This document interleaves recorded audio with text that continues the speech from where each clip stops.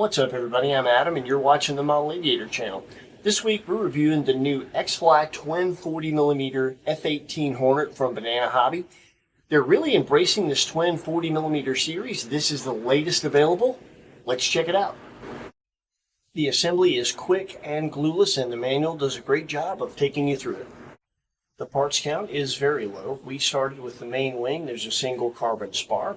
You plug a single aileron connection up on either side, slide the wing into place, and you'll use 2 machine screws to tighten each wing down.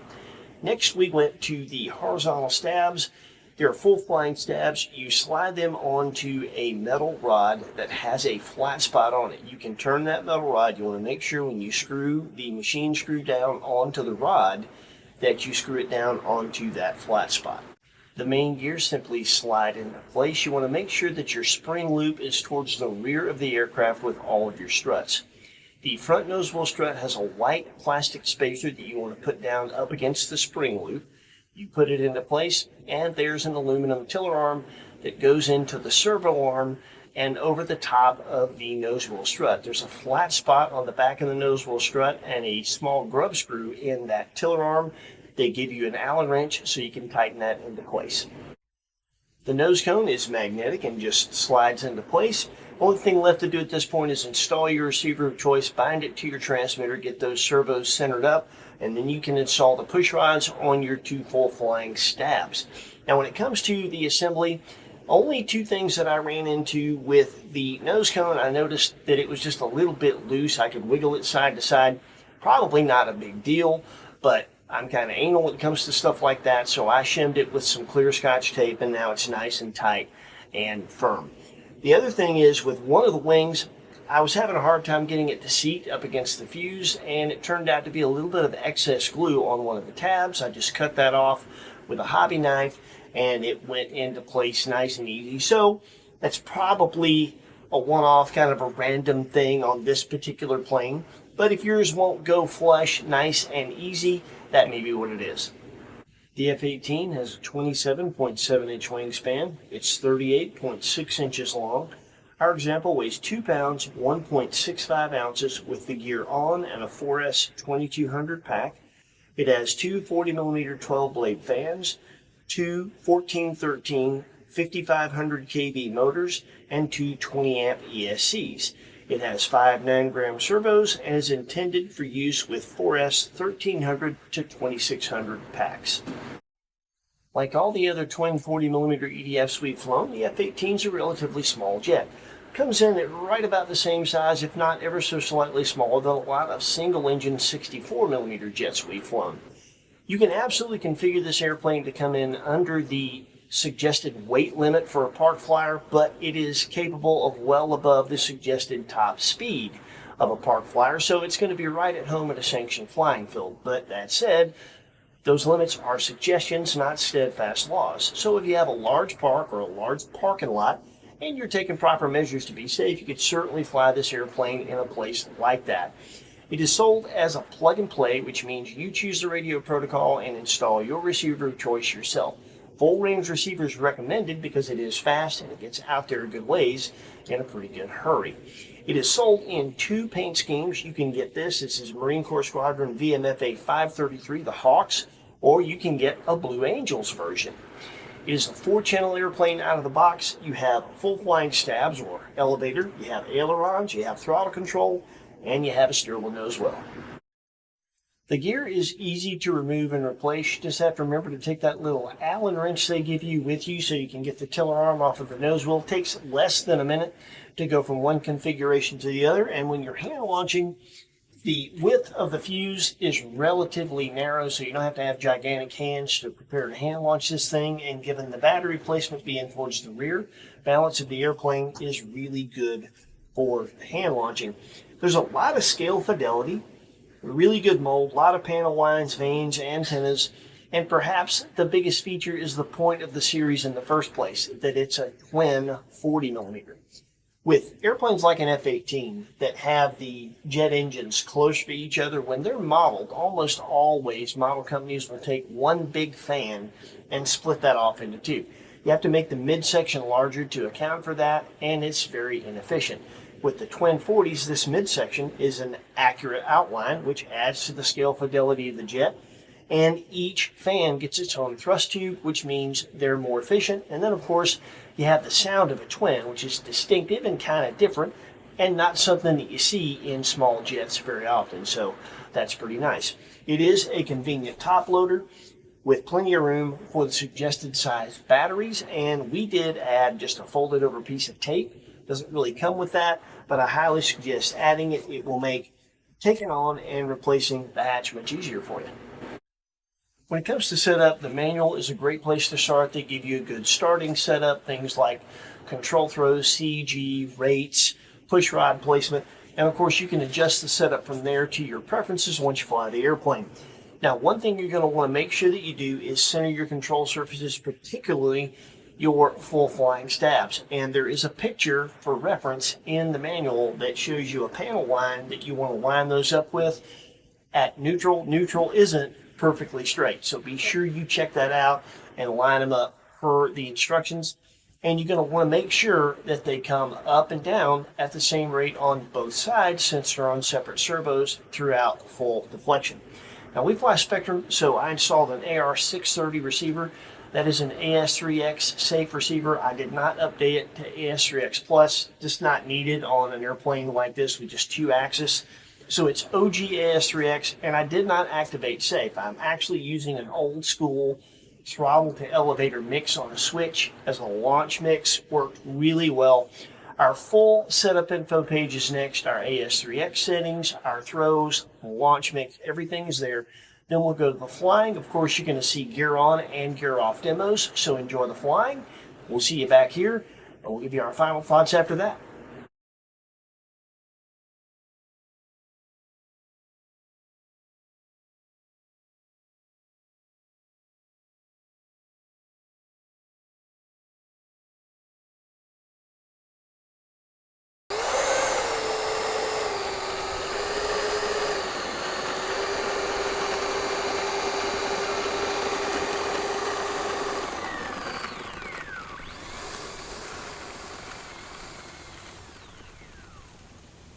The Hornet has a very tight turning radius. That's the reason we've got so much expo on that nose wheel.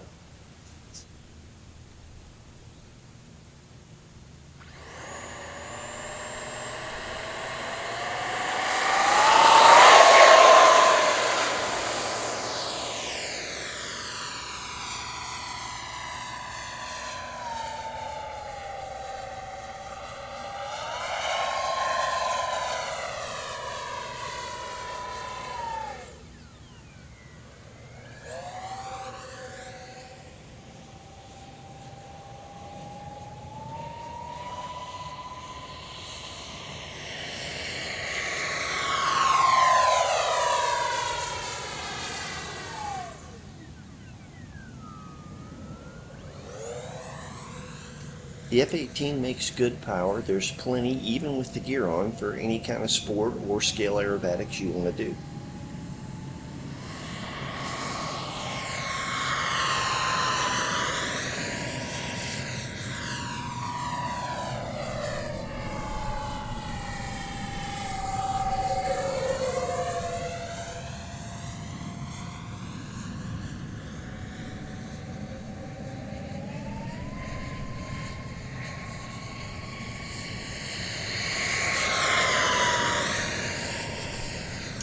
It's very quick with the gear on, but the speed picks up quite a bit when you remove that drag and hand launch it.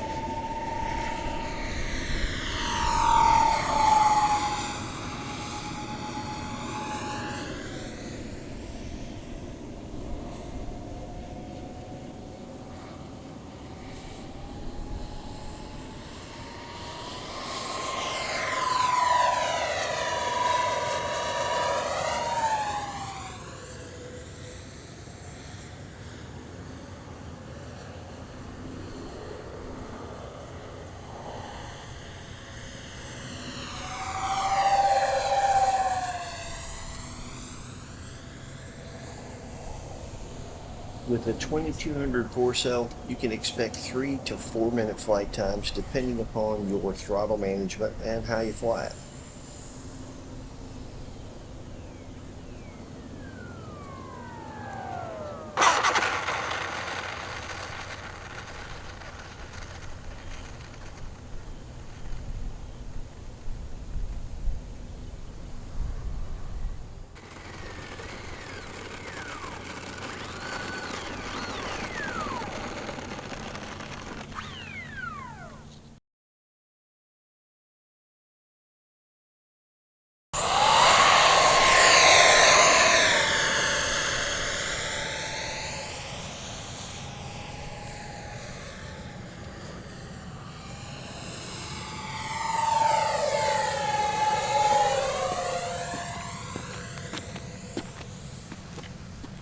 Our old school launch mix worked really well, and anybody could use that, but if you fly Spectrum and you've got safe, the automatic launch mix there would be great as well.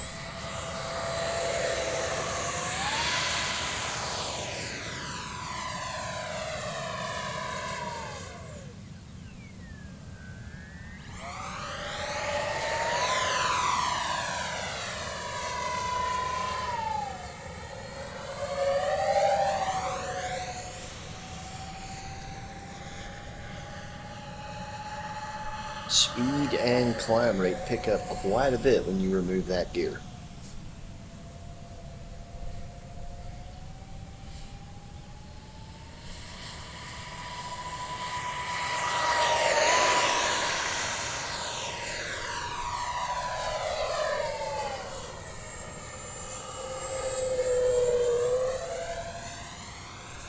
Inverted flight, as you'd expect with an F-18, is pretty effortless.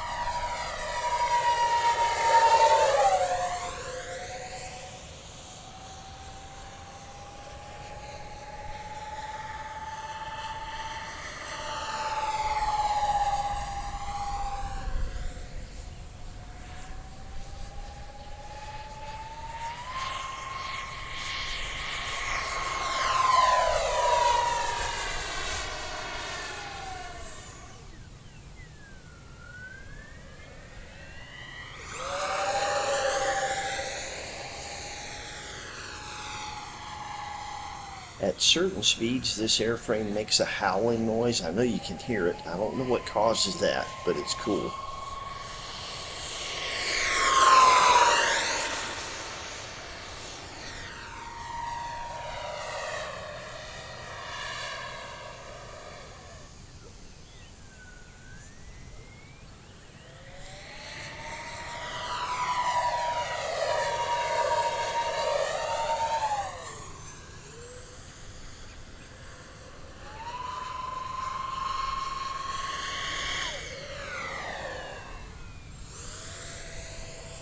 It doesn't have dedicated skid plates for belly landings. If you're on grass, not a big deal. If you're going to be landing on something like geotextile, you may want to add some tape or something to the bottom.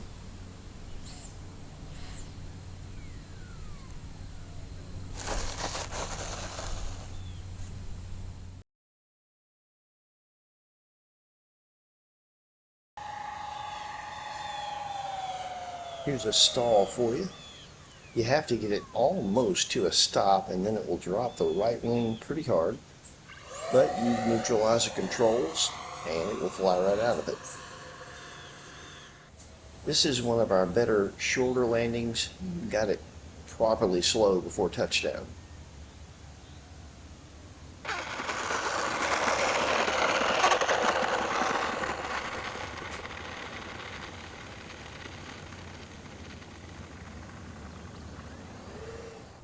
And here's just some more of our launches to show you how that mix works.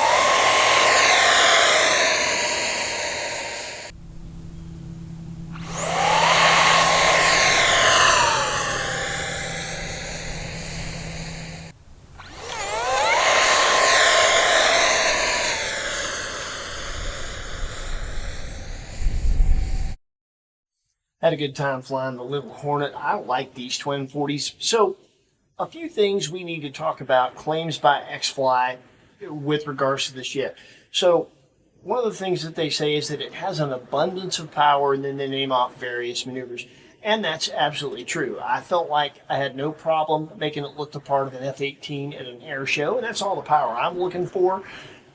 Some energy management skills will certainly help if you're taking it out on the ragged edge, but the fact is it has enough power for that. But when you say an abundance of power, the first place a lot of minds go is 80 or 90 millimeter super hot sport jet power. It is not to that level. That's not what they mean by abundance of power, and you just need to know that. They talk about the high alpha performance. It will high alpha, like the twin 40 millimeter F-22 of theirs that we reviewed. But because it doesn't have a rudder and you have no yaw control, it's very difficult to be consistent with it. That's one of the reasons that I left it out of our demo flights. I didn't want to risk screwing up the whole demo flight by botching that if I couldn't get it to lock in. And it's just kind of a 50-50 shot with no rudder, so you just need to know that. It will do it, but it's not going to be consistent like a 70 millimeter F-16, for instance. So when it comes to flight time, they say 3 to 8 minutes. Listen, I have no doubt that with the 2200s that we flew with, I could fly this airplane for 8 minutes if I kept it just above a stall and did nothing but circle. That's not how I like to fly. I like to do scale air show aerobatics with an airplane like this, and flying like that, I got 3.5 to 4 minutes. So you just need to know that. That's a more realistic flight time with the 2200 if you're flying it the way we flew it. Now, we flew it on 30C, 50C, and 100C 2200s, and I have to say, it did fine on the 30C packs. You don't have to have super expensive high C packs to fly this airplane, so that is nice. When it comes to stabilization, I've flown some F-18s that were a bit unstable, a little unruly, and needed stabilization to be their best version of themselves. That is not how this airplane is. Put a couple flights on it before we ever dialed the AS3X in, and it flew great. It really did. It doesn't have to have a stabilizer, but if you know how to tune one, once I got the AS3X tuned for roll and pitch, it did refine the airplane a little bit, and it was a little bit more, dare I use this overused term, locked in. So there you go. When it comes to the price point, I think $169.90 is worth $170 essentially. I think that's a spectacularly good price for what you get. And being able to sell these airplanes at that price point is the reason that they are what they are. They're simple. Not a whole lot of frills, but a good-looking airplane that performs well, easy to store, easy to transport, easy to get together, just easy. And when it comes to ease of flying, I think this would be kind of a skill level 2 jet, if you will. If you have mastered a trainer, obviously there are going to be some people that could fly this right after a trainer, but not everybody. I think the more realistic thing would be that this would be a second EDF once you've gotten used to something that's fast, just because it is fast and it is small. It gets out there in a hurry, and if your timing's off, and particularly with this one being gray, it's kind of the color of the sky often. The Blue Angel version probably be easier to keep up with. So for me, skill level 2, second EDF, not necessarily a fantastic first. So I said I like these 40 millimeter twins, and I do. I still have the F-22. In fact, it's sitting right there, and the twin liner is in the other room, and I intend to keep this. They're just simple, they're fun, easy to take to the field, and I have a blast every time I fly one of them. So if you would like to add one to your hangar, we'll put a link in the description where you can do just that. When you do that, it lets Banana Hobby know that you're watching our reviews and you like what we're doing. And when you do that, we appreciate it. Thank you. That's it for us. Take care of yourselves. Happy flying. We'll see you next week with something else cool with wings.